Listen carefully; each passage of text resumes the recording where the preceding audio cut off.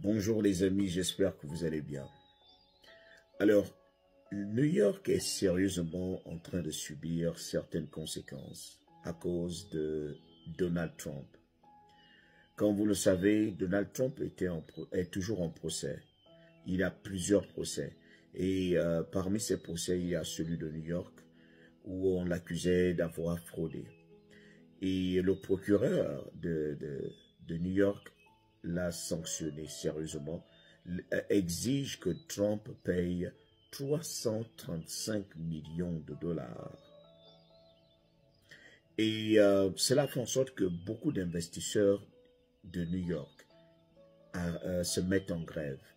Beaucoup de conducteurs de camions également ont décidé de se mettre en grève pour soutenir Donald Trump parce qu'ils trouvent anormal que Donald Trump subisse cela alors que personne ne s'est plaint de ce que Donald Trump a eu à faire.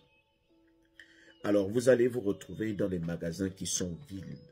Il y a des magasins qui seront vides d'ici peu. Certains le sont déjà parce que les conducteurs de camions sont ceux-là qui transportent de la nourriture d'une ville à une autre, de plusieurs villes à la ville de New York, qui ravitaillent New York par certains produits qui reviennent d'ailleurs.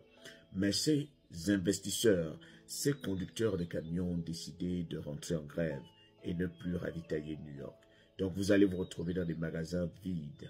Vous allez vous retrouver dans plusieurs stores, plusieurs magasins qui n'auront pas les choses dont vous avez besoin.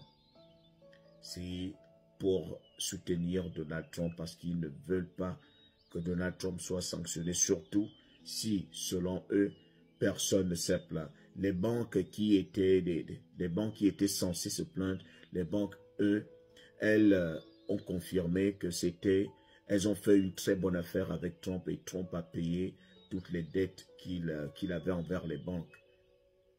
Donc, tout le monde se pose la question de savoir pourquoi Trump est toujours sanctionné si ceux qui étaient censés se plaindre sont satisfaits. Donc, ce sont des choses qui arrivent et ça prouve à quel point Donald Trump a encore de la force de frappe. Ça prouve à quel point Donald Trump vient en force pour redresser certaines choses qui, ici et là, sont reprochées aux démocrates. Nous allons garder un œil ouvert pour la suite.